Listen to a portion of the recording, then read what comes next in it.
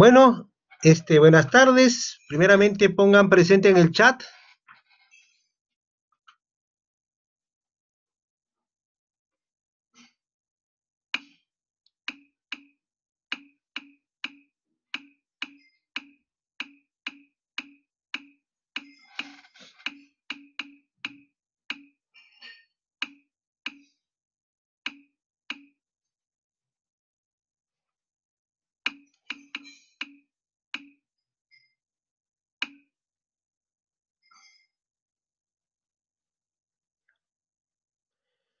Bueno, entonces vamos a dar inicio a la clase programada para el día de hoy. Quien les habla es el doctor Luis Barriales Gamarra, traumatólogo ortopedista del Hospital Nacional Guillermo Almenara Irigoyen. Bueno, se me ha encargado el tema de hoy día, que es emergencias en traumatología.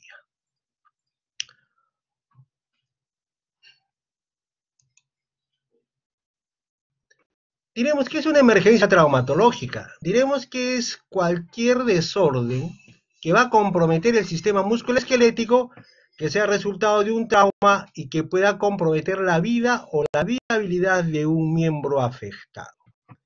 El problema musculoesquelético aparece de manera aguda como un resultado, pues, de una fuerza externa o un traumatismo. Vamos a ver acá algunas lesiones que comprometen la vida, ¿no? Entonces, el sangrado extenso y difuso va a producir una hipovolemia, una disfunción respiratoria, una sepsis también va a producir eso. Y lesiones que van a comprometer un miembro afectado, puede ser también una isquemia, falta de irrigación a un miembro dañado, el daño muscular que puede ser directo por un traumatismo, una infección que puede comprometer a un miembro y la vida. También vamos a ver que va a haber un daño articular permanente, si bien es cierto, pues no traduce una pérdida del miembro, pero sí puede producir una pérdida significativa de su función del miembro afectado.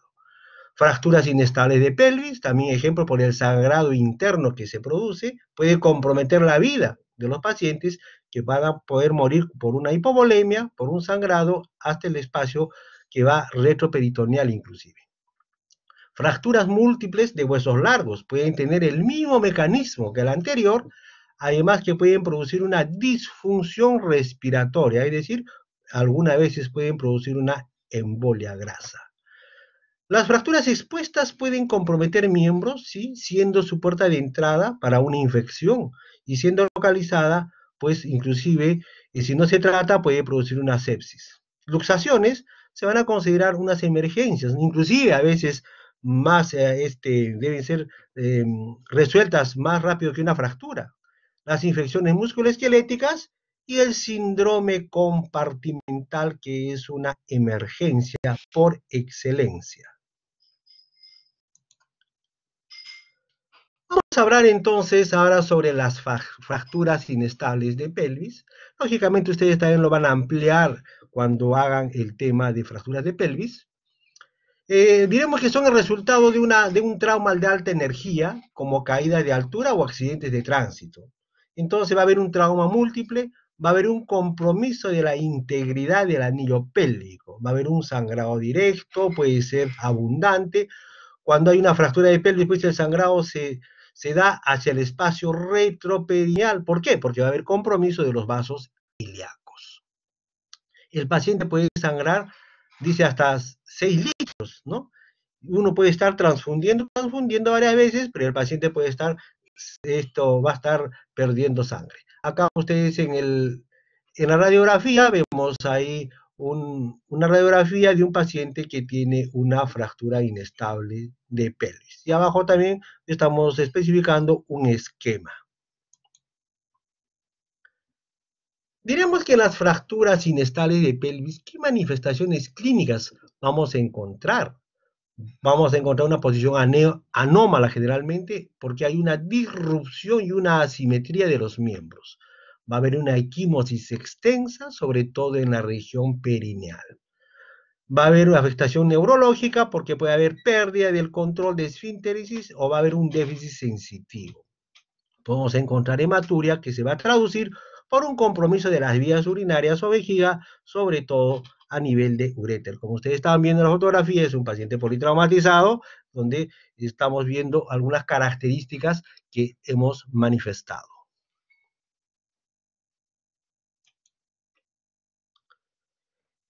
En las fracturas inestables de pelvis, ¿qué es lo que vamos a pedir? ¿Qué es lo que debemos ver, no? Ejemplo, vamos a ver imágenes de estudios radiológicos, sobre todo de radiografías, sobre todo de pedirse una anteroposterior o una entrada o salida, una inlet o una outlet, y también se puede hacer un estudio ampliatorio con unos exámenes de mayor resolución, como en este caso una tomografía axial computarizada. Entonces ahí vemos en las radiografías una radiografía con una fractura inestable, con una disrupción de la sínfisis pubiana, y vemos una radiografía de frente, una de entrada y otra de salida. Y en el lado izquierdo estamos viendo pues un esquema o de una imagen de una tomografía axial computarizada con reconstrucción 3D. Diremos que en las fracturas inestables de pelvis, ¿qué manejo se debe dar, no? Ejemplo, en el manejo agudo, primeramente, detener el sangrado. Debe hacerse una estabilización del anillo pélvico, debe hacerse una fijación externa o una estabilización provisional para detener sobre todo el sangrado. Y posteriormente hacer un tratamiento definitivo con una fijación interna. Ustedes, como ven en la fotografía superior, ahí vemos un paciente que tiene un trauma pélvico y está con una hamaca prácticamente, o un cinturón pélvico, diríamos. En la radiografía de la parte interna inferior, vemos que ahí a la parte externa, vemos un paciente también con una fractura de pelvis a quien se le ha realizado una fijación externa, y en la radiografía podemos ver ya un paciente a quien ya se ha hecho un tratamiento definitivo con una osteosíntesis o una fijación interna, ¿no? Y en el otro esquema también vemos cómo se debería o cómo se coloca una fijación externa a nivel del anillo pélvico.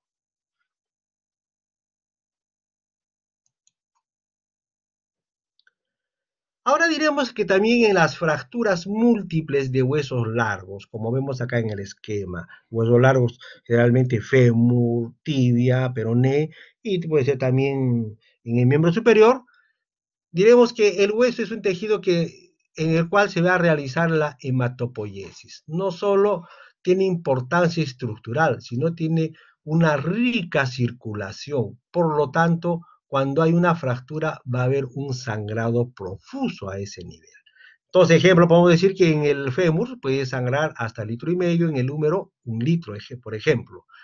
Y también por cuando hay fractura de estos huesos largos, en algunos casos, y es importante descartar y tener en cuenta que puede producirse una embolia grasa, es decir, se puede producir de manera aguda en casos en donde la fractura de huesos largos produce una extravasación, diremos, de glóbulos de grasa hacia la circulación y puede producir una embolia grasa. Ahora nos vamos a referir a lo que son las fracturas expuestas. Diremos que las fracturas expuestas son todas aquellas fracturas donde el foco de fractura está en comunicación con el exterior. Vamos a aprovechar ese esquema para ver. Cuando hay una fractura expuesta, ¿qué va a haber? Va a aumentar el potencial de complicaciones, sobre todo de infección, de un retardo de consolidación, de no unión, de una rigidez y de una neuropatía.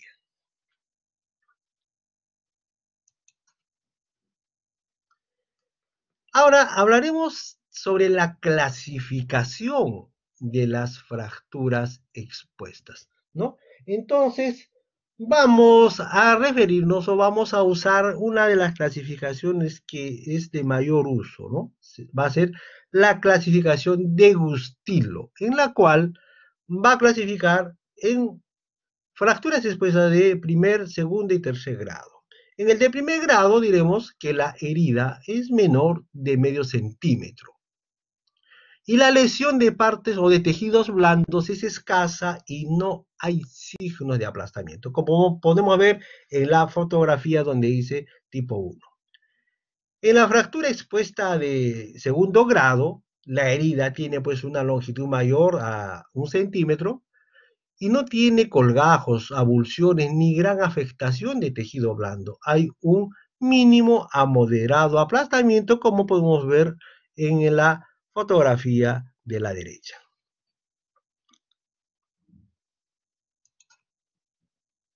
Pero cuando es una fractura de tercer grado, estas se van a caracterizar por una lesión extensa de los tejidos blandos que van a afectar el músculo, piel y estructuras neurovasculares. No suele existir un alto grado de contaminación en este tipo de fracturas, ¿no? Estas fracturas de tercer grado se van a subdividir pues en 3 subtipos: tercer grado A, B y C. En el tercer grado A poseen una cobertura adecuada de tejido blando al hueso fracturado. En la de tercer grado B se va a caracterizar por una afectación extensa o pérdida de tejido blando con una contaminación masiva. Y en la de tercer grado C, que estas son las más severas, se va a asociar a lesión neurovascular.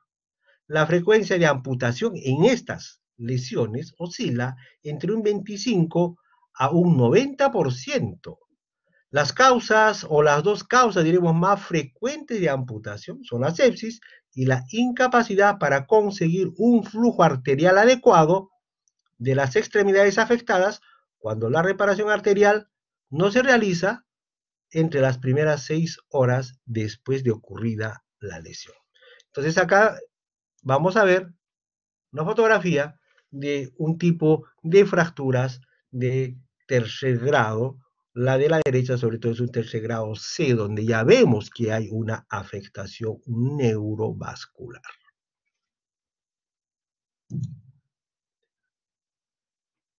En cuanto al manejo de las fracturas expuestas, el manejo agudo, diríamos, ¿qué se debe hacer?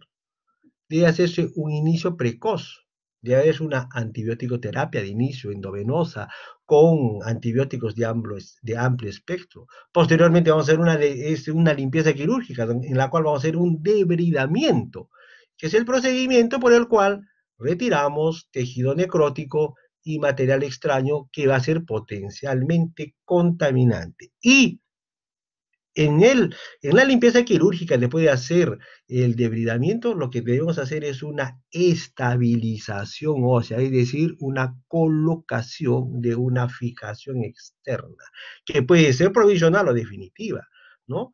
Entonces, provisionales con fijadores externos y definitiva, pues si es que tiene pues la seguridad de no tener contaminantes, se puede hacer ya posteriormente una osteosíntesis interna con material de ejemplo, placas, tornillos, clavos, etcétera, ¿no? Pero eso tiene la fijación externa que es versátil, que podemos cambiar, podemos modificar.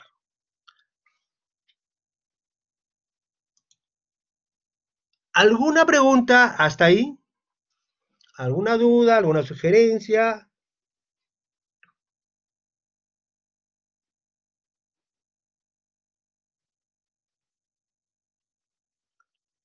Bueno, si no hay, vamos a seguir hablando de otra de las emergencias en traumatología. Van a ser las luxaciones. Vamos a referirnos acá a las luxaciones más frecuentes que hay.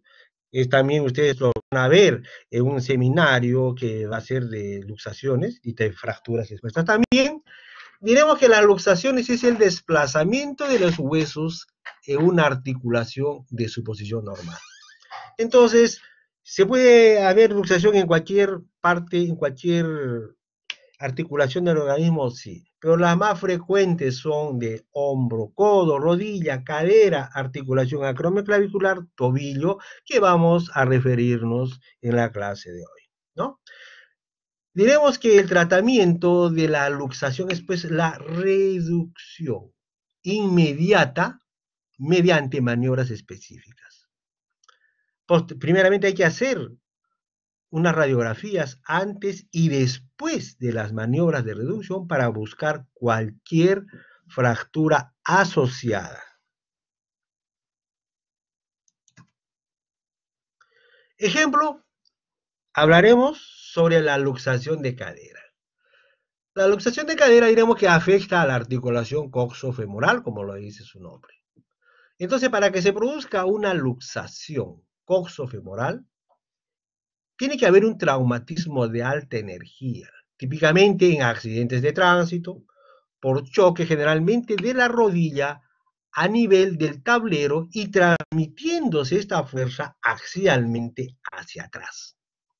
Diremos que la mayoría son luxaciones posteriores de cadera, que es más del 90%.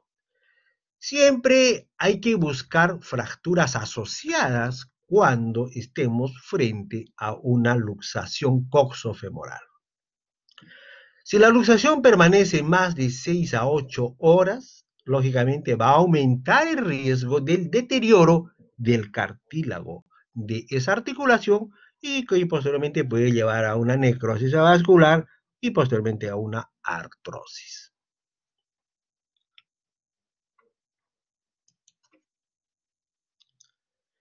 Entonces, cuando estamos frente a una luxación puede caer, es importante hacer una reducción de emergencia para evitar el deterioro del cartílago articular y evitar la necrosis vascular que ya habíamos mencionado. Entonces, ejemplo, trataremos pues de hacer una reducción cerrada, ¿no? Las maniobras no se realizan en tópico cuando llega el paciente, ¿no? Lo ideal es que sean en sala de operaciones, ¿no? Estas deben hacerse de preferencia bajo anestesia general. ¿Por qué? Porque vamos a relajar al paciente, ¿no? Y en la mayoría de los casos, pues a veces es difícil reducir a un paciente que se despierta, por eso tiene que estar relajado y generalmente se debe hacer en sala de operaciones, ¿no? Acá estamos viendo pues una maniobra, la maniobra de Alice para la reducción coxofemoral. Pero si está asociada pues esta luxación coxofemoral, ejemplo, con una fractura o una abulsión de la ceja posterior acetabular, esta se va a volver a luxar. Entonces ahí es importante, bueno, colocarle una tracción de partes blandas y posteriormente ya tiene que realizarse un tratamiento quirúrgico, sobre todo con una placa y tornillos para que lógicamente esa articulación quede estable.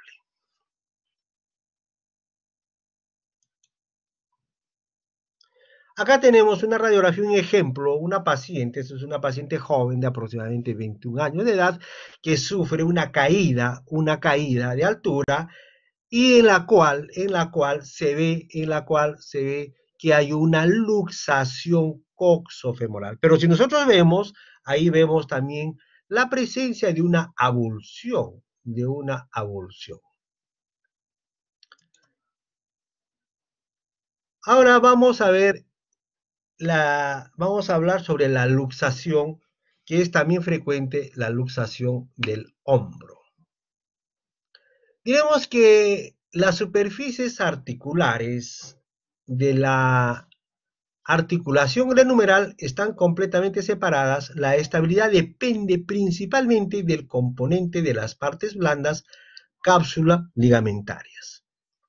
Diremos que en la luxación de hombro, por la clasificación, pueden ser por la dirección, puede ser anterior, posterior, inferior, superior, por la causa, puede ser traumática o no traumática, y por el tiempo transcurrido puede ser aguda, crónica o recidivante. En las luxaciones anteriores son las más frecuentes y suelen estar provocadas por un mecanismo de abducción, extensión y rotación externa del hombro. La cabeza del húmero acá se va a desplazar en dirección anterior respecto a la cavidad glenoidea y por debajo de la coracoides. En las luxaciones posteriores pueden producirse por fuerzas axiales sobre el brazo en aducción y rotación interna. La cabeza del húmero queda por detrás de la glenoides y por debajo del acromio. En las luxaciones inferiores, que son menos frecuentes, son normalmente se asocian a lesiones graves de los tejidos blandos o con fracturas de la porción proximal del húmero. Acá la fuerza de hiperabducción va a desplazar la cabeza del húmero hacia abajo. Y en las luxaciones superiores, también que son poco frecuentes y se producen por fuerzas de gran intensidad hacia adelante y hacia arriba, sobre todo con el brazo en aducción. Suelen asociarse pues con lesiones de partes blandas, con fracturas a veces de acromion, de clavícula, de la coracoides o de la porción proximal del húmero. Entonces, ahí vamos a ver el signo pues a veces característico que podemos encontrar cuando vemos a un paciente que está con una luxación glenohumeral. Ustedes van a ver el famoso signo de la charretera. Y en la radiografía que ustedes ven, ahí estamos, que vemos una luxación glenohumeral, generalmente que es anterior, como estábamos refiriendo. Ahora, ¿qué se debe hacer? Lógicamente, cuando estamos frente a una luxación glenohumeral. Tratar de reducirlo, ¿no? Lo ideal, primeramente, es hacer una reducción cerrada, ¿no? Puede hacerse en el tópico, ¿no? A veces podemos hacer sin medicación, pero a veces cuando el paciente está muy quejumbroso, podemos colocar anestesia intraarticular a nivel de la articulación glenohumeral, ¿no? Ahora, si de repente nuestras maniobras han sido frustras en el tópico, bueno, sí, a veces tenemos que prepararlo al paciente para tratar de hacer una reducción de inicio cerrada en sala de operaciones. Si inclusive algunas veces de repente no va a haber una reducción, tenemos que entrar a abrir, ya que estamos en sala de operaciones, ya que tiene todos sus riesgos, a veces tenemos que entrar a hacer una reducción cruenta en sala de operaciones, que no es lo muy frecuente. Generalmente, con una buena sedación, se hace una reducción cerrada. Hay diferentes maniobras que ya lo vamos a ver nosotros, sobre todo viendo algunos tutoriales cuando estemos haciendo nuestro seminario. Pero para decirles hay maniobras sobre todo la de tracción contra tracción que estamos viendo acá, la tracción otra acá como la que vemos, en la cual hay una tracción directa con una rotación externa una, y llevar el brazo hacia el pecho y sentimos nosotros el chasquido prácticamente de la reducción. Pero también podemos ver que en las luxaciones glenohumerales va a haber lesiones asociadas. ¿Qué puede haber? Fractura, sí puede haber una fractura. Sobre todo, fracturas de la tuberosidad mayor o troquiter, que puede producirse, generalmente se avulsiona, asociado a qué? A la luxación. Puede haber también fracturas del cuello quirúrgico que puede producirse por maniobras de reducción. También puede haber lesiones del manguito rotador, sí puede haber lesiones del manguito rotador. Y también puede haber una inestabilidad crónica por luxaciones repetitivas con un trauma activo. Es decir, generalmente ya porque va a haber alteración a nivel del rodete glenoideo o de la parte de lo que es el cartílago de la cabeza humeral, ¿no? Entonces van a ver inclusive con maniobras, ejemplo, que el paciente puede estar haciendo, mirando el timón de un vehículo y se le puede luxar, ejemplo, puede estar haciendo algunas brazadas en la natación y se le puede luxar. Ya son prácticamente luxaciones crónicas recidivantes que podemos decir, ejemplo, si hay una luxación de 3 a 4 veces por año, ya estamos hablando de una luxación recidivante y que generalmente ya debe tener otro tipo de tratamiento, debe hacerse ya otro tipo de estudios asociados al estudio radiográfico, tomográfico, debe hacerse un estudio con resonancia magnética nuclear, que inclusive hay diferentes cirugías, porque se puede colocar grapas, o hacer inclusive ya otro tipo de cirugías para fortalecer toda la parte de la cápsula articular. Ejemplo, hay una cirugía que se llama de la Target, donde se va a reforzar con parte de lo que es el músculo coracobraquial, ¿no? Prácticamente ya son cirugías ya más de la subespecialidad.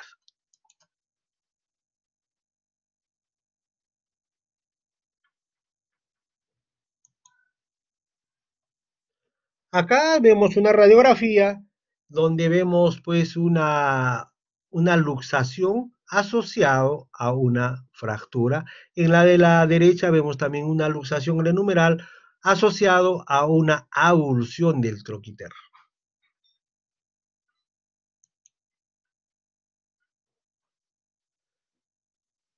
¿Alguna pregunta hasta ahí?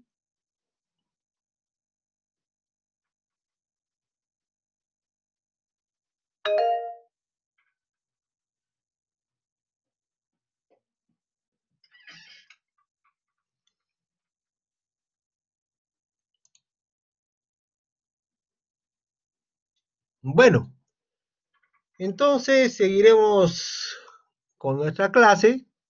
Ahora vamos a referirnos a lo que es las luxaciones de rodilla. Diremos que es importante tener en cuenta, pues, que cuando hay una luxación de rodilla es una emergencia, no solo por el compromiso articular, sino por el factor anatómico, es decir, por la proximidad a la arteria poplitea que pasa por detrás de la rodilla, ¿no? Entonces puede haber lesión del nervio peroneo en estas luxaciones que inclusive pueden ser del 20 al 40%, ¿no? Se va a asociar también a lesiones ligamentarias, ¿no? A lesiones de ligamento cruzado anterior en un 31%, ligamento cruzado posterior en 25%, y lesiones de los ligamentos colaterales, tanto lateral externo y medial o interno, de un 13 y un 3%. La reducción generalmente debe hacerse en sala de operaciones, ¿no? Acá nosotros estamos viendo una radiografía y una foto de un paciente que tiene una luxación de rodilla en la cual ustedes están viendo cómo se luxa, y entonces ya estar pensando que por el sitio anatómico que hay puede haber lesión de sobre todo neurovascular, sobre todo de la arteria poplitea. Entonces, como volvemos a repetir, que la reducción de esto debe hacerse generalmente en sala con anestesia, ¿no? Pero también debe hacerse diferentes estudios, aparte del estudio radiológico, ¿no? Debe ampliarse el estudio con ecodoppler, arteriografía, un angioten, etcétera, ¿no? ¿Por qué? Porque no solamente se va a lesionar la parte cápsulo ligamentaria, sino también puede haber alteración, como ya hemos dicho, de la parte nerviosa.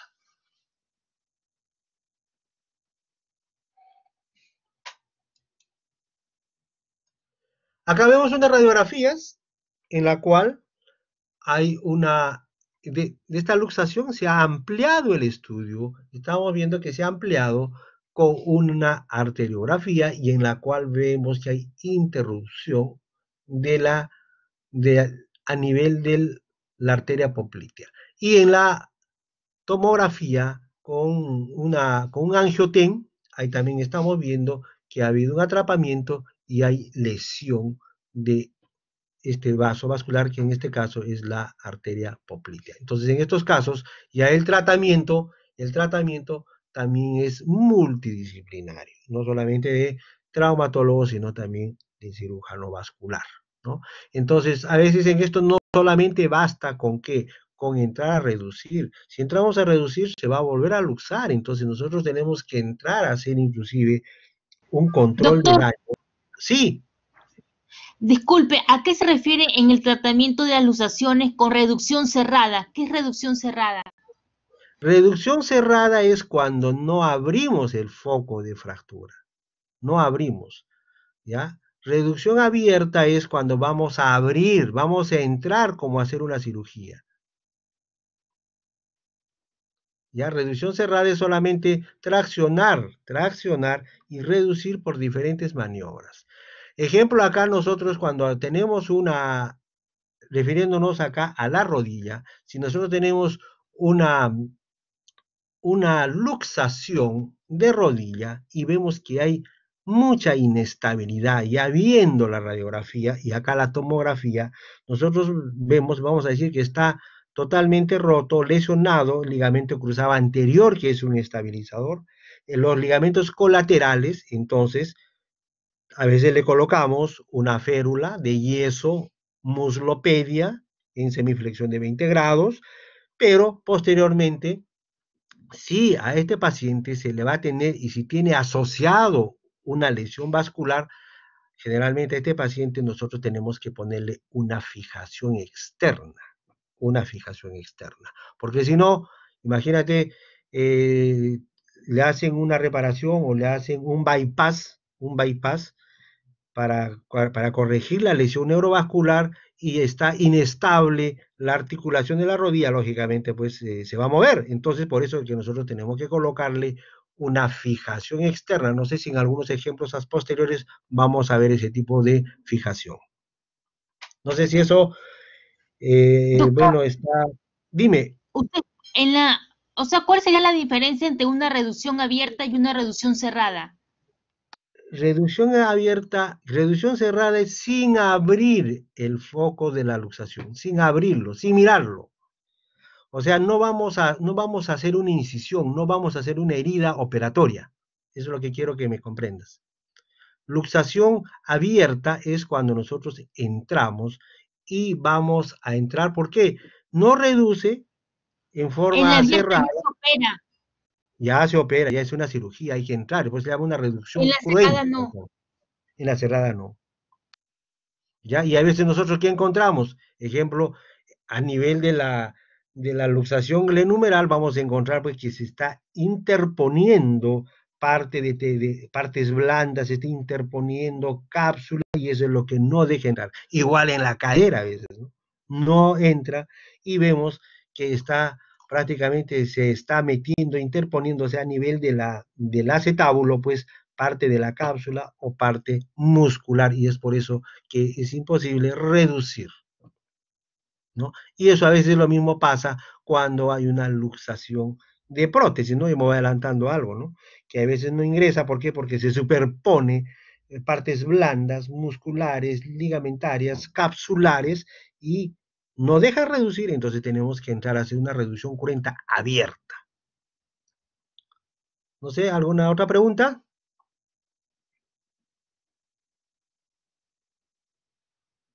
Bueno, prosigamos.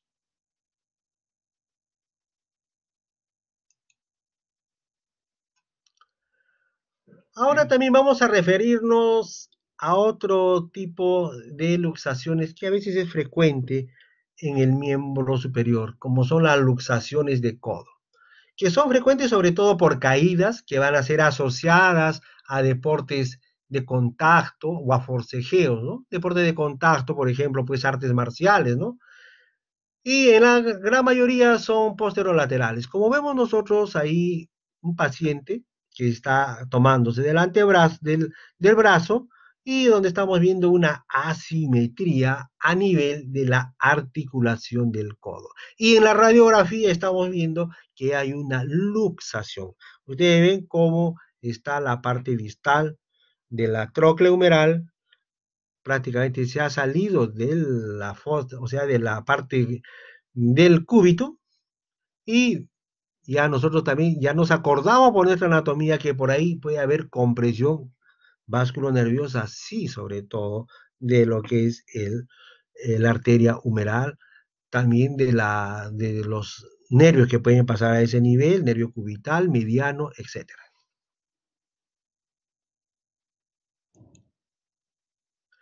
Entonces diremos que acá se debe hacer pues una reducción cerrada, como estamos viendo, pero puede haber complicaciones, sí, puede haber una inestabilidad medial, posterolateral, puede haber neuropatía a nivel cubital por un factor anatómico, ¿no? Del nervio cubital pasa por detrás del epicóndilo medial o interno y este puede atraparse en medio de dos superficies articulares y el paciente puede tener una neuropatía y puede tener lógicamente parestesias a nivel sobre todo del dedo meñique.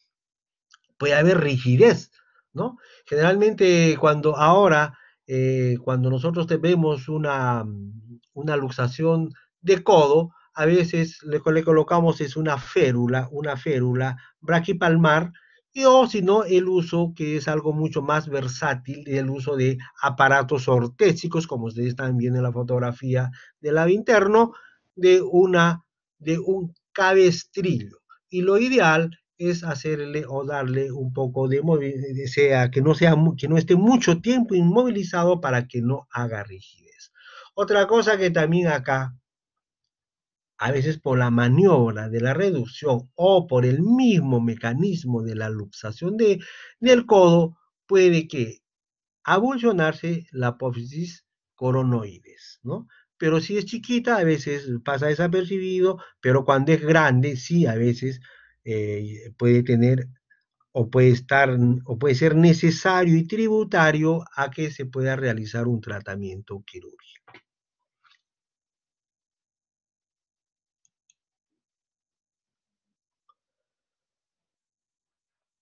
Otro segmento de nuestro organismo que es vulnerable a que se produzcan luxaciones es el tobillo. Diremos que en el tobillo es por la pérdida de contacto de las superficies articulares. Existe una ruptura completa de todos los haces del ligamento lateral externo o interno, o bien hay un arrancamiento de su inserción con el fragmento óseo o sin él. Se pueden producir por un movimiento súbito, forzado, de inversión de todo el pie, con supinación y aducción del antepié, con todo lo que, y con todo el peso del cuerpo, que va a gravitar sobre el borde del pie. Entonces se puede producir una luxación de tobillo. Entonces, primeramente, como decimos, se tratará de hacer una reducción cerrada bajo anestesia o inventa. Y en otros casos se puede efectuar una reducción cruenta con utilización de osteosíntesis, es decir, ya utilizando inclusive material de osteosíntesis, placas, tornillos o Kirchner, como ustedes ya seguramente les han informado cuando han hecho la parte de fracturas. Entonces vemos acá en este ejemplo, las dos primeras radiografías que van de izquierda a derecha, vemos ahí una luxación en la cual se ha reducido, la otra vemos una luxofractura bien prácticamente como se ha salido, ¿no? Y había una fractura de todo el malleolo peroneo. Entonces, en la otra radiografía, vamos a ver en las siguientes, me parece que en las otras. En la otra ya se ha hecho una reducción, se ha tratado de hacer una reducción cerrada, se ha colocado una férula de yeso, pero por viendo ya la alteración y la afectación ligamentaria, este paciente pues ha sido tributario a un tratamiento quirúrgico. Primeramente tenemos que esperar que mejoren las partes blandas, puede haber aumento de volumen, flistemas, y posteriormente al cabo de unos días ya se debe realizar un tratamiento definitivo con Kirchner o con placas y tornillos.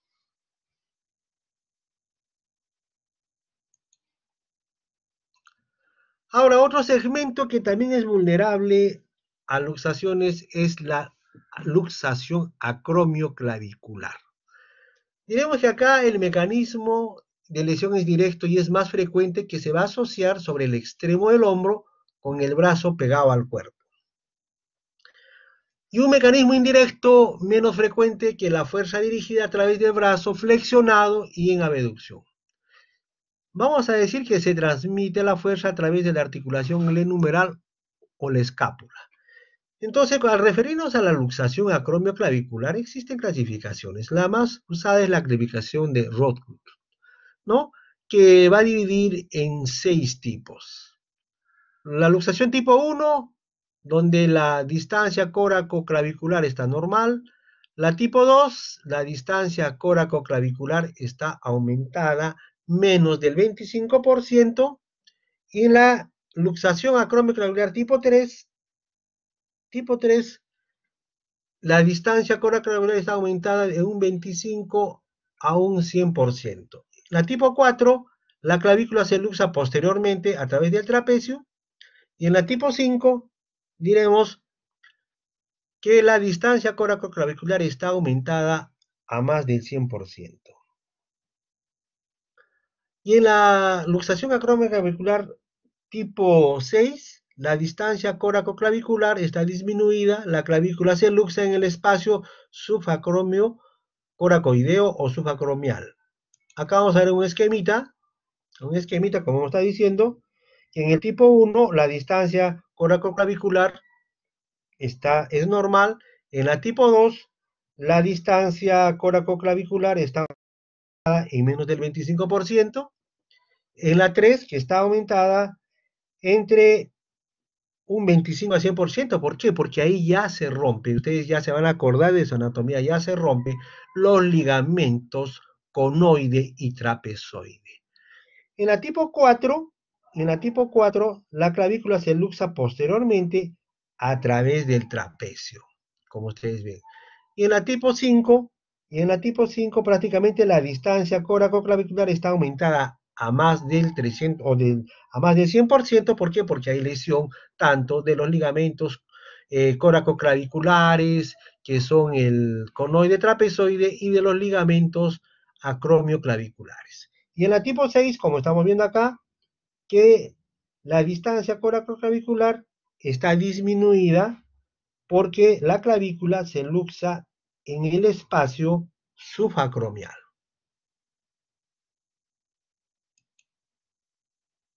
Acá vemos algunos ejemplos de una luxación acromioclavicular de tercer grado, en la cual se le ha hecho un tratamiento cruento, y donde se le ha colocado un tornillo malleolar asociado a una aguja que pasa por el acromion hacia la región distal de la clavícula. Y esa aguja Kirchner está percutánea, o sea, se coloca por la piel, atravesando la parte ósea del acromion y llegando a nivel de la región distal de la clavícula, y aproximadamente a partir de las cuartas a 6 semanas como máximo retiramos ese clavo Kirchner, para que ya viendo que con esas semanas, de 4 a 6 semanas, ya va a haber una fibrosis ligamentaria. Acá vemos otro ejemplo de una luxación acromioclavicular con otro tipo de tratamiento, con colocación de agujas Kirchner y haciéndole un cerclaje o un obenque que se llama. Existen también otros tipos de tratamiento cuando hay una luxación acromioclavicular, ¿no? Uso de anclas, uso de endodoto, que ya eso también seguramente vamos a referirnos cuando se haga la parte o la patología de clavícula. También diremos ahora sobre las lesiones vasculares y nerviosas. En las fracturas y luxaciones pueden haber asociadas un daño vascular y un daño neurológico, por el mecanismo propio de la lesión o para maniobras de reducción, como ya hemos estado hablando. Entonces, siempre se debe comprobar el estado neurovascular antes y después de la reducción. Ejemplo, la etiología. ¿En dónde puede producirse? En una fractura, sobre todo de húmero o de fémur. En una luxación de codo-rodilla, como hemos dicho, por ejemplo, en el codo puede haber lesión del nervio mediano o del nervio cubital. Y en la rodilla, sobre todo, de la parte neurovascular de lo que es la arteria poplitea, ¿no? O puede haber también un trauma penetrante.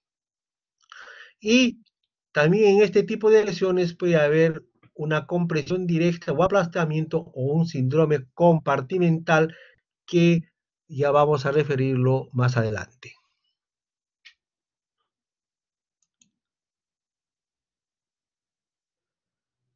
Ahora, una de las partes donde aquí es también emergencias traumatológicas son las infecciones músculo-esqueléticas, ¿no? Y en las cuales vamos a tener en cuenta o tenemos que referirnos a qué, a una artritis séptica, a una fascitis necrotizante y a una gangrena gaseosa.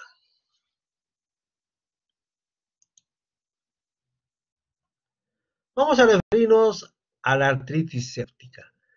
Digamos que la artritis séptica es una infección bacteriana de la cápsula sinovial y del espacio articular que produce una reacción inflamatoria intensa, con migración de leucocitos, polimorfos nucleares, y va a haber liberación pues, de enzimas proteolíticas que van a producir un daño agudo en el cartílago articular. Las vías por las cuales puede producirse una infección dentro de la articulación son por una siembra directa, puede ser iatrógena por procedimientos, ejemplo de infiltraciones, que a veces es frecuente a nivel, ejemplo de rodilla, infiltraciones con corticoides, donde no se toman las precauciones necesarias, no se limpia bien, etcétera. O por trauma, puede ser por continuidad de una fractura expuesta o una laceración, etcétera. Entonces, a ustedes ahí estamos viendo en la fotografía una rodilla con un aumento de volumen, eritematoso, prácticamente hay, bueno, vemos ahí está prácticamente eritematoso y casi enrojecido.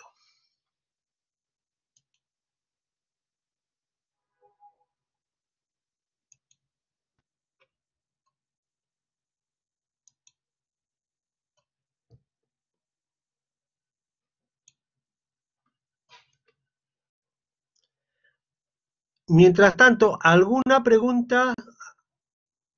¿Algún comentario?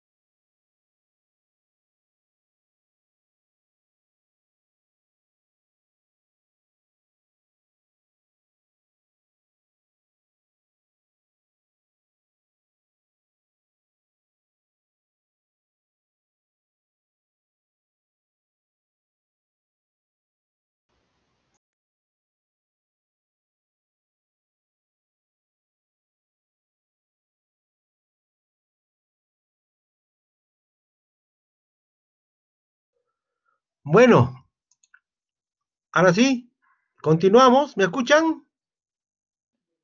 Sí, doctor. Sí, doctor. Ya, perfecto. Hemos hecho algunos reajustes. Ya, entonces, como hemos estado hablando de la artritis séptica, generalmente, pues, de acuerdo a su microbiología, los gérmenes más comunes es el Staphylococcus aureus coagulasa positivo, gonococo, gran negativos, Streptococcus, etc.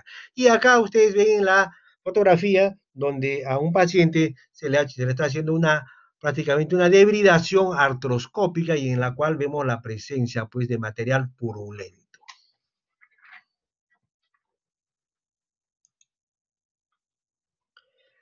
Algunas veces también en la artritis séptica va a ser importante, sobre todo en el manejo agudo, hacer un drenaje y una irrigación artroscópica, como hemos visto anteriormente, o hacer una abierta, hacer una artrotomía, abrir y llegar a la cápsula y debridar y limpiar. Y de eso también tiene que estar asociado con el uso de una antibiótico terapia de amplio espectro, ¿no? Debe hacerse también una inmovilización no muy larga. ¿Por qué? Porque diremos que el cartílago pues, se nutre a base de difusión y si se facilita la movilización va a ser mejor. Y sobre todo debemos evitar inmovilizar mucho tiempo porque vamos a llevar a una rigidez. Es por eso que debe hacerse una rehabilitación precoz.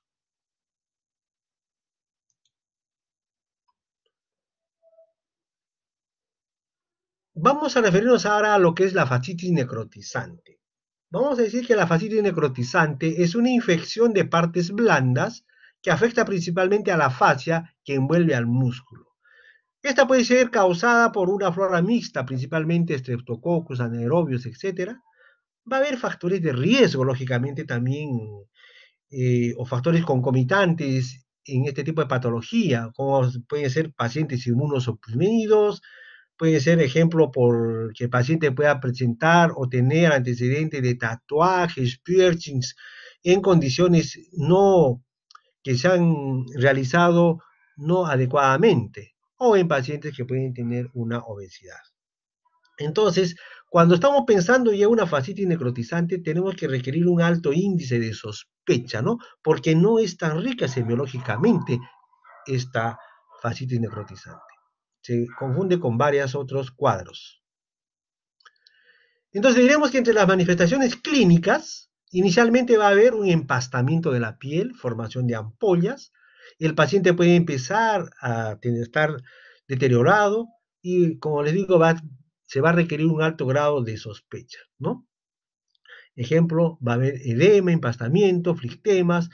A veces no vamos a encontrar signos flogóticos, ¿no? Que se ven, pues, recién en estadios avanzados. Entonces acá, ejemplo, vemos que en los hallazgos quirúrgicos va a haber ausencia de pus a veces, no se encuentra como en un absceso, el drenaje va a ser líquido turbio y los planos faciales se van a decolar con facilidad, es decir, la fascia que cubre el músculo, prácticamente una palabra para que me conozcan, se va a deshilachar prácticamente, ¿no? Entonces acá podemos ver un paciente en la fotografía del lado el inferior externo o de la izquierda, vemos ahí la presencia de esta eritematoso, enrojecido, con aumento de volumen y la presencia de flictemas. Y en la otra es un paciente que ha tenido una fascitis necrotizante a nivel del muslo, donde se ha hecho una fasciotomía y prácticamente esa parte amarillenta es la fascia, ¿no? Entonces estos pacientes tienen que entrar varias veces a hacer limpiezas quirúrgicas, ¿no? Entonces, diremos también que el manejo agudo va a implicar pues uso de antibióticos de amplio espectro, hacer fasciotomías, como ya lo habíamos dicho, hacer cortes amplios a nivel de la fascia, fasciectomías, retirar todo el tejido facial, puede inclusive haber pérdida tisular extensa de tegumentos, de celular, de piel, de músculo, ¿no? Inclusive puede llegar algunas veces a amputaciones, ¿no? ¿Por qué? Para controlar la infección. Como podemos ver en la fotografía de la derecha, es una paciente que, miren ustedes, en el muslo ven la presencia de tatuaje, ¿no? Una paciente que ha tenido un tatuaje amplio y posteriormente se complicó. Ella lo confundió con una simple celulitis, comenzó a aumentar, presencia de sistemas, ya el paciente comenzó a decaer y miren cómo ha avanzado esa fascitis necrotizante, el paciente inclusive ha estado en unidad de cuidados intensivos y prácticamente pues ha tenido que hacer un tratamiento multidisciplinario con UCI, medicina interna, infectología, traumatología, la parte de lo que es ginecobstetricia y también cirugía plástica, al último donde ya prácticamente ha habido una granulación y ha hecho una cobertura, pero una paciente que ha estado, creo, en el hospital más de 4 meses aproximadamente. Ahora vamos a hablar sobre la gangrena gaseosa, ¿no? La gangrena gaseosa que es producida por anaerobios, sobre todo el Clostridium perfringens. Generalmente, ¿qué se va a presentar acá? Una piel marmórea, violácea, va a haber aumento de volumen, va a haber crepitación a nivel del tejido celular subcutáneo. Y el tratamiento acá es ¿qué? La debridación inmediata. Como nosotros vemos acá, este paciente se ve a nivel de la región dorsal del pie presencia de flistemas y en la región plantar ya vemos la presencia de secreción purulenta y en la cual tenemos que hacer una debridación amplia que inclusive el paciente según la evolución puede llegar hasta una amputación. Ahora vamos a hablar del síndrome compartimental, que también ustedes lo van a revisar, yo creo, muchísimo más detenido cuando se haga el seminario. Diremos que el síndrome compartimental es la elevación de la presión intrafacial. Es un trastorno en el cual la presión alta en un espacio cerrado puede causar daño irreversible al contenido de ese sitio. Refiriéndonos a la fisiopatología del síndrome compartimental, diremos que el aumento de la presión en los tejidos del compartimento obstruye inicialmente el retorno venoso, no que produce congestión vascular y mayor aumento de la presión dentro de este espacio. Los lechos capilares quedan ocluidos y la sangre se desvía de las áreas ocluidas hacia otras, lo que va a producir una isquemia nerviosa y muscular. Se vuelve permeable la membrana basal capilar, lo que permite el trasudado del líquido a los tejidos circundantes. Diremos también que el flujo arterial al compartimento afectado va a disminuir a tal punto que va a ocurrir necrosis de los tejidos musculares y nerviosos en dicho espacio.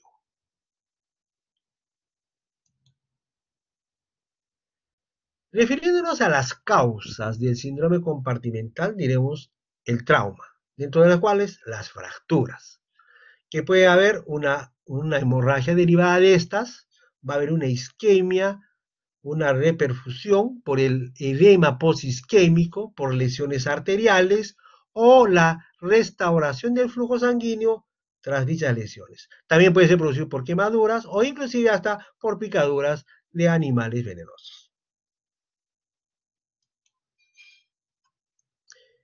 ¿Qué manifestaciones clínicas? Doctor, Dígame. ¿en el síndrome compartimental es una lesión vascular?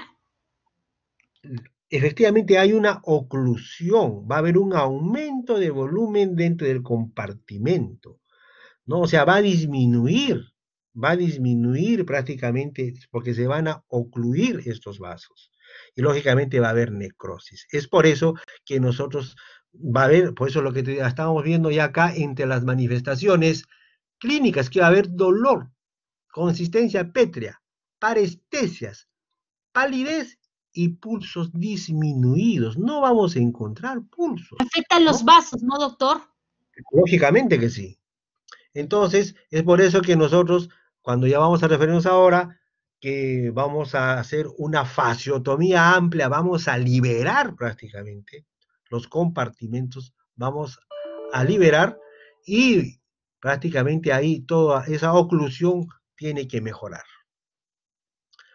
Entonces, diremos que entre las manifestaciones clínicas, para recalcar, diremos que va a haber dolor, va a haber una consistencia pétrea a nivel del segmento afectado, que generalmente es en miembros inferiores, también hay miembros superiores, va a haber parestesias, palidez y pulsos disminuidos.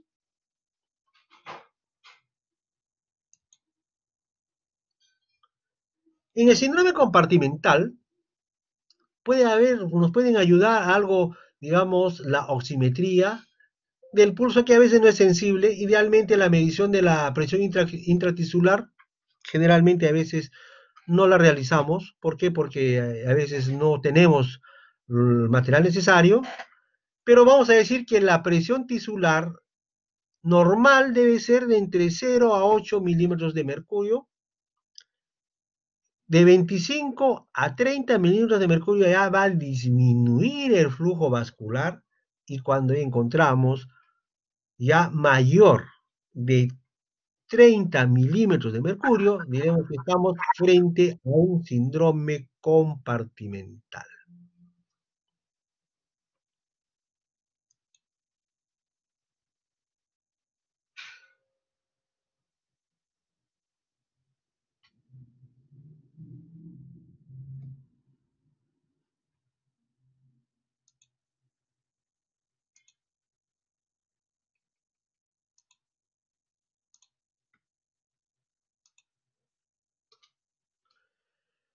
Entonces, refiriéndonos al tratamiento del síndrome compartimental, que eso es importante que ustedes tienen que saber diagnosticar, porque diremos que es una de las pocas o a veces la única emergencia a veces que se debe presentar en traumatología, es el síndrome compartimental. Y entonces, ¿qué se debe hacer? Uno, el tratamiento es la fasciotomía, es decir, la descompresión de todos los compartimentos, y debe ser precoz y, lógicamente, en sala de operaciones, lo ideal. Algunas veces, si ustedes van a revisar algunos tutoriales, Doctor, dime, ¿a qué se refiere con descompresión? mira, descompresión que estamos viendo. Si tú ves en la foto, se ha hecho una fasciotomía, se ha abierto la piel. Al abrir la piel estamos descomprimiendo. Es igualito como tú tengas una bolsa con agua y le abres y va a salir el contenido. Igual acá, todo ese aumento de volumen, le estamos nosotros dando una salida, estamos haciendo una descompresión. Y tenemos que, ejemplo acá, en esta fotografía, es una fasciotomía de la pierna. Inclusive se debe hacer tanto en el lado interno como en el lado externo. Debe hacerse una fasciotomía amplia. Debemos que liberar los compartimentos, ¿no? Y ahí vamos a ver cómo va otra vez empezar a mejorar el pulso. Lógicamente, viendo que si no hay alguna alteración, como puede ser también una causa, como que eh, puede haber una lesión vascular o asociado también a una fractura, por ejemplo, una fractura. Entonces aprovecharemos de hacer la fasciotomía y también aprovecharemos de hacer la limpieza y hacer que una estabilización, es decir, una fijación externa. Creo que en algunos ejemplos de algunas fotografías vamos a verlo. Ahora diremos que en el síndrome compartimental hay complicaciones a veces de la fasciotomía, sí. Puede haber una infección asociada al tiempo de evolución, pues, según la severidad del trauma. Puede haber una lesión nerviosa iatrogénica, sí puede haber. Puede haber un aumento de la estancia hospitalaria, puede estar más tiempo hospitalizado, sí. O puede haber una alteración de la sensibilidad a nivel del mirtado, posteriormente puede haber prurito, edema, ulceración recurrente, herniación muscular, etc. Y vamos a referirnos ahora a una secuela, a la cual es la contractura isquémica de Goldman, que es una secuela del síndrome compartimental volar o anterior profundo del antebrazo, en el cual no fue tratado correctamente o que tuvo una mala evolución. En la cual vamos a ver qué características. Va a haber alteraciones neurológicas, cutáneas, articulares y musculares. En su forma más grave de esta contractura isquémica de Goldman, se evidencia una mano en garra, como ven ahí, con hiperflexión de las articulaciones metacarpofalángicas, el dedo pulgar en flexión y aducción, la muñeca en flexión y pronación del antebrazo y flexión del codo. Entonces, estas características que nosotros vemos, ya podemos decir que es una secuela de un síndrome compartimental, esta contractura isquémica de Goldman. ¿Alguna pregunta hasta acá?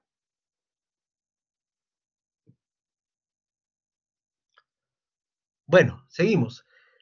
Entonces también otro tema de la clase es el politraumatizado. Vamos a dar conceptos, pero más vamos a referirnos acá sobre todo a la parte traumatológica, ¿no? Porque esta parte del politraumatizado es tan amplio que también lo vamos a revisar en el seminario, que hay un seminario de politraumatizado. Entonces diremos el concepto de politraumatizado. Diremos que politraumatizado es todo aquel paciente que presenta lesiones de origen traumático que van a afectar al menos dos sistemas, de los cuales al menos uno de ellos puede comprometer su vida. Diremos que la Organización Mundial de la Salud la va a definir al politraumatizado como una lesión corporal a nivel orgánico, intencional o no intencional, resultante de una exposición aguda e infringida a cantidades de energía que sobrepasan el umbral de la tolerancia fisiológica. Entonces, un paciente víctima de trauma múltiple con compromiso vital.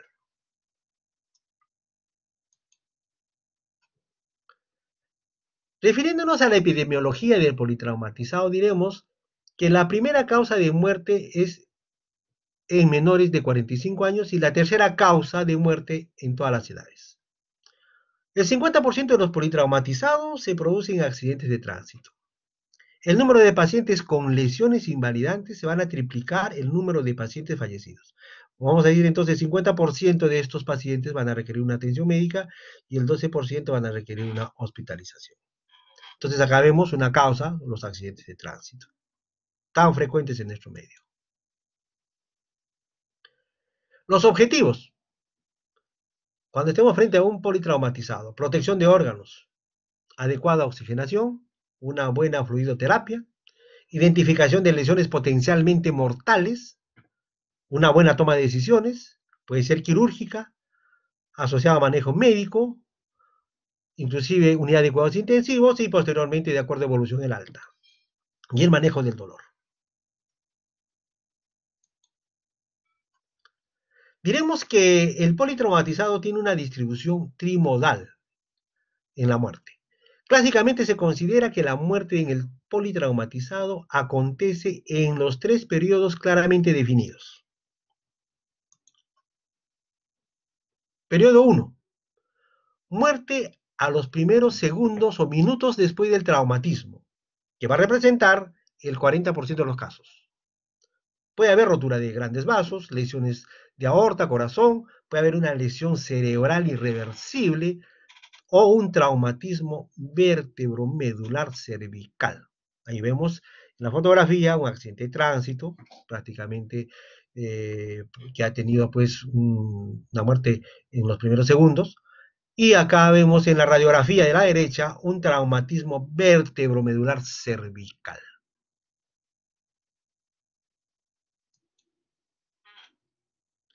El periodo 2. El periodo 2. Se producen muertes potencialmente evitables, se dan durante los primeros minutos a horas. Representa el 50% de casos. Acá es llamada la hora de oro. La muerte ocurre fundamentalmente ¿por qué acá? Por un hematoma subdural, por un hemoneumotórax, por una ruptura de vaso, riñón, laceración hepática, o una fractura de pelvis y otras lesiones múltiples, asociadas a una pérdida significativa de sangre, ¿no? A ustedes ven una radiografía en la cual hay un neumotórax y en la otra vemos que hay un hematoma subdural, en esa tomografía.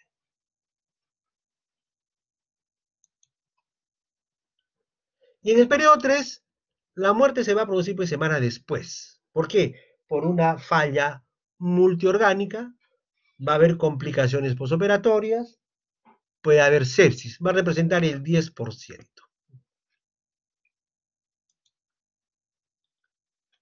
Entonces, diremos que en el politraumatizado debemos hacer una evaluación, ¿no?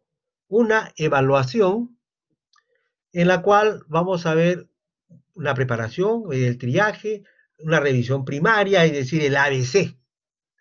La reanimación, se debe hacer exámenes auxiliares para la revisión primaria y reanimación.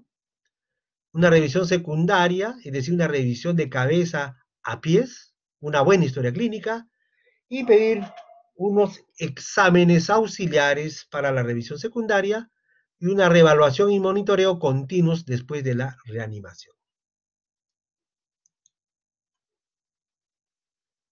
Entonces diremos que los protocolos que debemos usar en la medicina de urgencias y traumatología. El ATLS deben hacerlo los emergenciólogos. Y el control de daño debe hacerlo los cirujanos y traumatólogos. Doctor, Dime, ¿qué es el ATLS? mira, todo el ATLS son todas las maniobras que se va a realizar, todo lo que se hace en un paciente politraumatizado. Y justamente mañana, ejemplo, sobre todo con mi grupo, lo vamos a revisar. No sé si en el grupo de ustedes también ya han hecho la revisión para el día de mañana de lo que es Todas las politraumatizado. maniobras que se hacen en un paciente con politrauma, doctor. Claro, claro, todo el ABC, todo el ABC. Ahorita en la siguiente diapositiva nos vamos a referir a unos cuantos de estos, ¿ya? Todo lo que se habla en el ATLS, ¿ya? Entonces es un protocolo prácticamente, es un protocolo.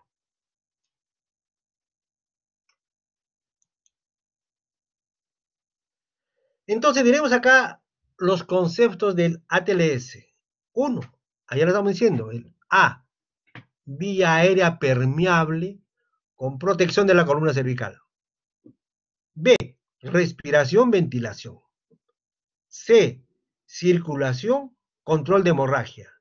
D, déficit y estado neurológico. Y E, exposición al medio ambiente. Entonces, estos son los conceptos de la TLS, estos son los conceptos que inclusive mañana en el seminario se va a describir un poco más, en forma más detenida, ¿no? Pero acá ya le estamos dando, y a ver, dime, ¿A qué se refiere con maniobras en un paciente politraumatizado, que es el ATLS?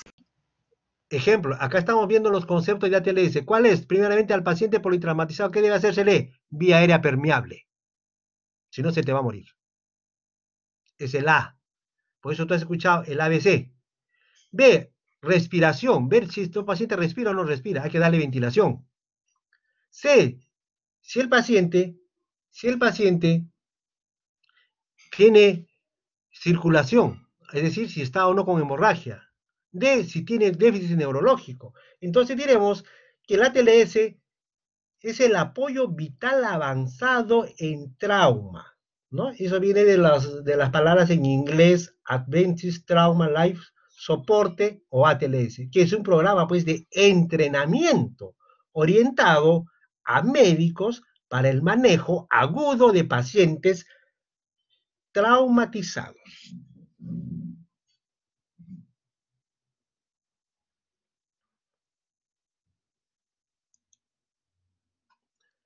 Entonces, en estudios radiológicos en el ATLS iniciales, ¿qué debemos pedir primeramente?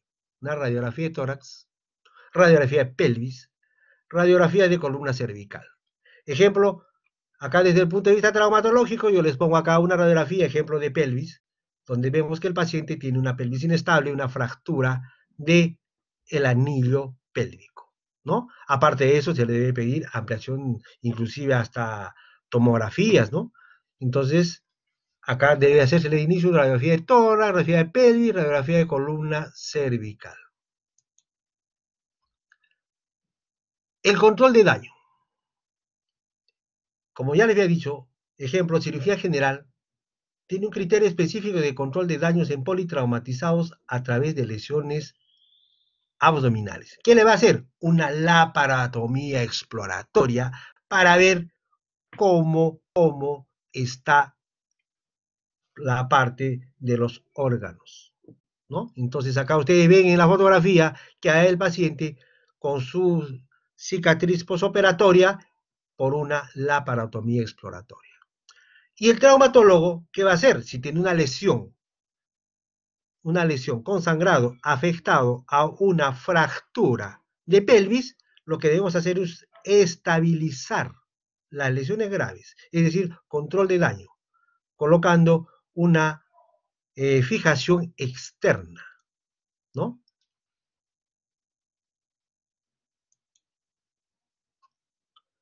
Ahora es importante conocer la existencia de la respuesta inflamatoria musculoesquelética. Entonces existe una respuesta local inflamatoria como defensa orgánica normal. Si esta respuesta local no se controla, se va a producir una reacción sistémica inflamatoria dañina, pudiendo desencadenar que una falla multiorgánica, es decir, puede haber un síndrome de embolia grasa, puede haber un shock séptico, y si hay, pues lo real va a haber un aumento de la morbimortalidad en nuestros pacientes. Ahora, ¿cómo vamos a minimizar los efectos de la cascada inflamatoria?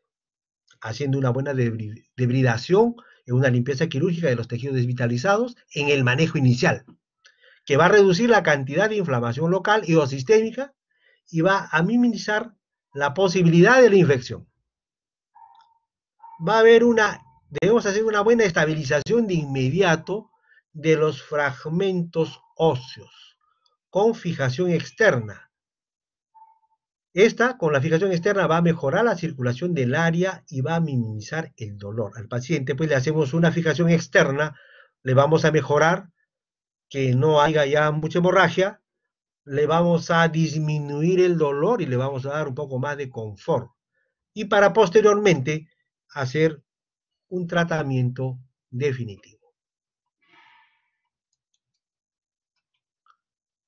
Ahora, los politraumatizados que van a requerir una fijación externa inmediata para lograr un control de daño. Ejemplo, ¿en cuál se debe hacer? En una fractura de pelvis inestables. Segundo, en fracturas abiertas de fémur o de huesos largos ligadas a una lesión severa.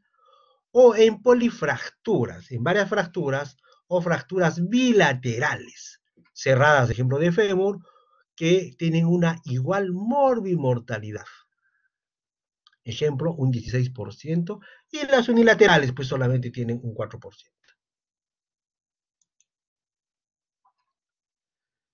Ya habíamos referido de algo de esto, ejemplo, en las fracturas inestables de pelvis, que es la tercera causa de muerte en politraumatizados. El primero es el trauma craneoencefálico, el segundo es traumatismo de tórax y el tercero son fracturas inestables de pelvis, que está asociada a lesiones en otros sistemas y que van a exigir pues un manejo multidisciplinario simultáneo. Van a ocupar del 2 al 8% del total de todas las fracturas y va a tener una morbimortalidad elevada del 4.8 inclusive hasta un 30%.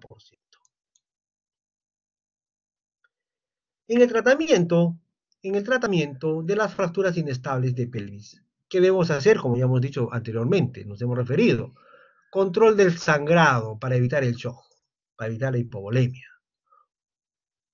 Ya lo habíamos dicho, como vemos acá en una fotografía del lado izquierdo, el uso de una hamaca, el uso de una correa pélvica o cualquier maniobra de inmovilización, solo que debe hacerse transitoriamente hasta que puede llegar ya a un centro hospitalario donde se debe hacer un control de daño con una fijación externa para echar los fragmentos óseos acompañada del manejo específico según cada tipo de lesión, ¿no? Ahí vemos en la segunda y en la tercera fotografía diferentes tipos de fijación externa, ¿no?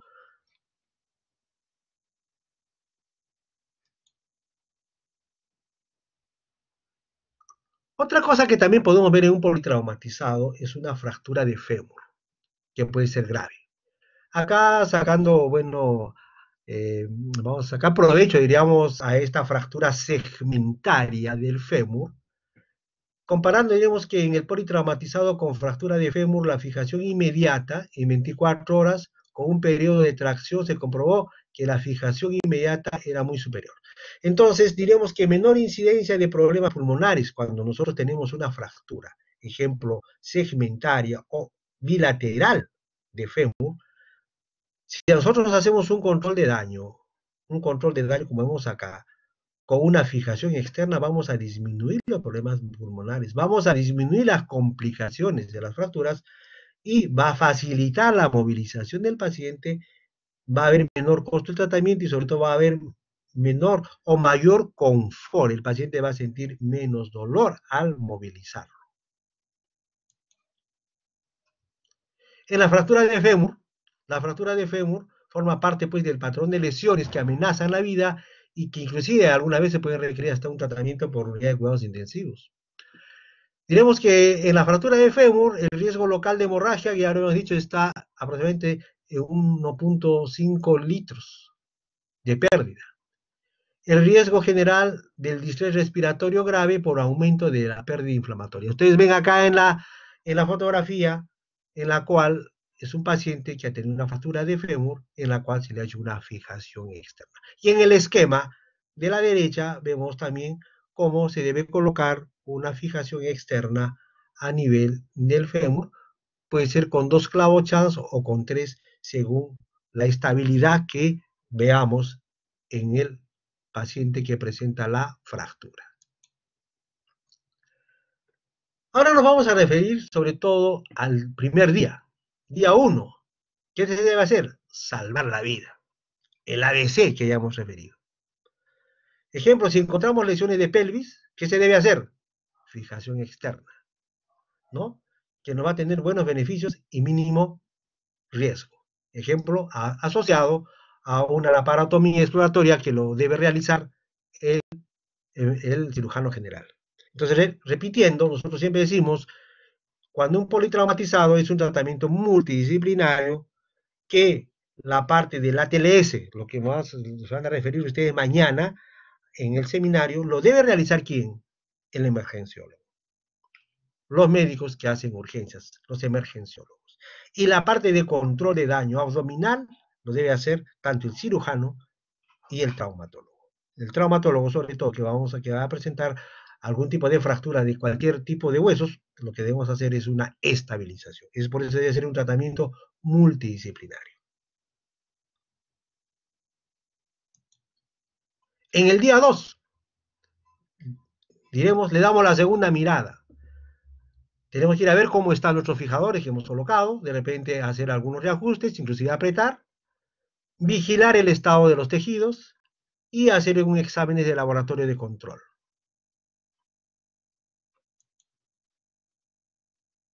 Y entre el día 5 al día 6, lo que llamamos nosotros el periodo de ventana.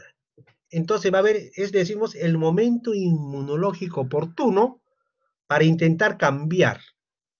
Ejemplo, un fijador externo, un ejemplo de una fractura de fémur o una fractura de tibia por un clavo endomedular bloqueado según cada caso en particular. O si nosotros tenemos una fijación externa por control de daño a nivel de pelvis, a partir en este periodo de ventana, que es el periodo que debe ser entre el 5º al 10º día, es el momento inmunológico oportuno, nosotros podemos estar ya a nuestro paciente haciéndole ya un tratamiento definitivo, lógicamente, si es que está en condiciones para hacerle una osteosíntesis interna o una osteosíntesis definitiva a nivel de pelvis. En resumen, diríamos que debe hacerse toda acá la aplicación de del S. Ya le hemos referido.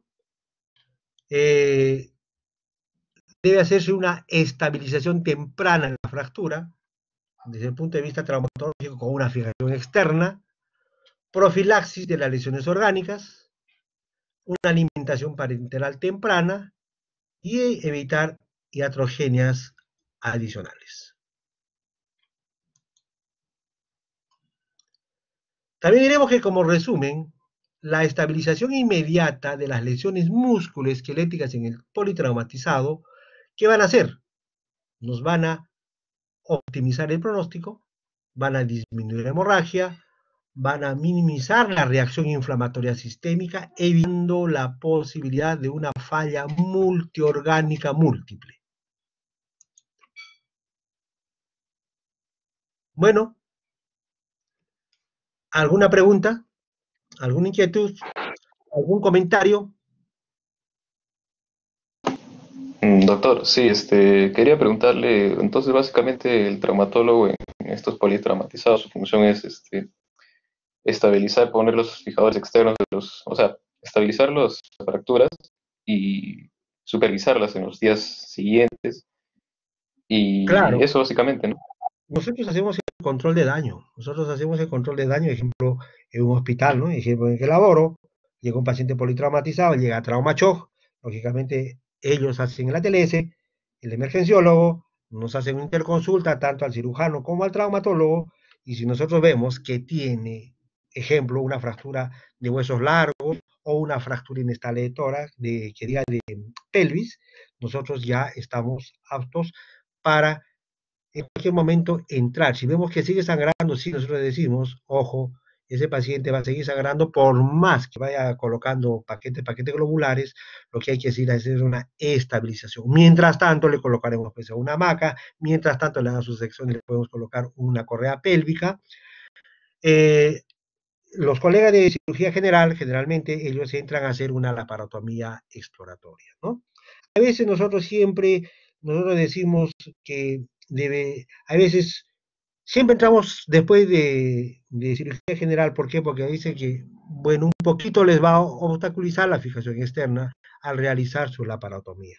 Pero no es tanto como tú has visto en los esquemas y tú has visto en las fotografías, en la cual la fijación externa no incomoda demasiado, diríamos. ¿Por qué? Porque ya después nosotros ya entramos, ya aparte que le han hecho una laparotomía exploratoria, le hacen una colostomía, ya nosotros entramos ya a digamos, a un campo un poquito ya, pues, que ya tenemos una colostomía al lado, ya tenemos una herida abierta, entonces eso puede, porque en realidad colocar una fijación externa no nos va a llevar mucho tiempo, ¿no? No nos va a llevar mucho tiempo si nosotros tenemos todo lo necesario en las operaciones, tenemos arco en C, tenemos radiografía intraoperatoria, tenemos ya nuestros puntos de raro donde vamos a entrar, en las grietas ilíacas anteriores, a nivel de lo que es la región sacra, etcétera. Entonces, son maniobras que a veces se realizan mucho más rápido que hacer que lo que tardan los colegas en una laparotomía exploratoria, donde lógicamente es por el nombre lo dice, la parotomía exploratoria, tienen que llevar todo y posteriormente recién entramos nosotros, ¿no? Pero es importante saber que todo médico siempre debe saber, sobre todo, el ABC de la reanimación, ¿no? El ABC de la reanimación, que es importante, eso creo que nos lo han enseñado desde los primeros años de la formación de médicos. Y sobre todo, como habíamos estado refiriendo, el ATLC, pues, inclusive es un curso básico que hacen todos algunos médicos que se dedican a lo que es emergencias y sobre todo los médicos que se van a dedicar más a ser emergenciólogos. ¿Alguna otra pregunta, alguna otra inquietud, algún otro comentario?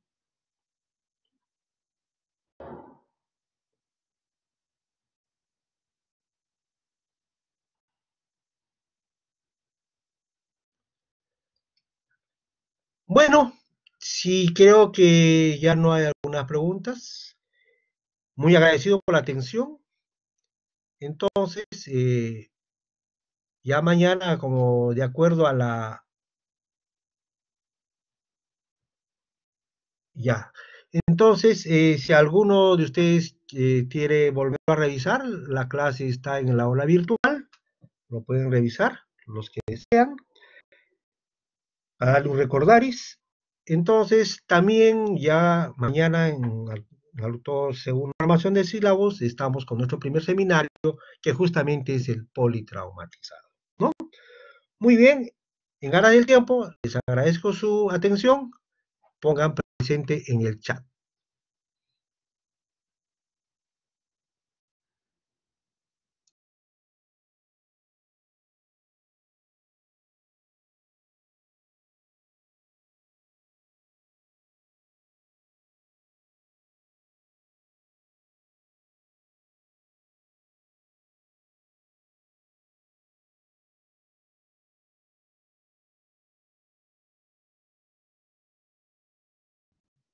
Bueno, hasta luego, buenas tardes. Gracias, doctor. Hasta luego.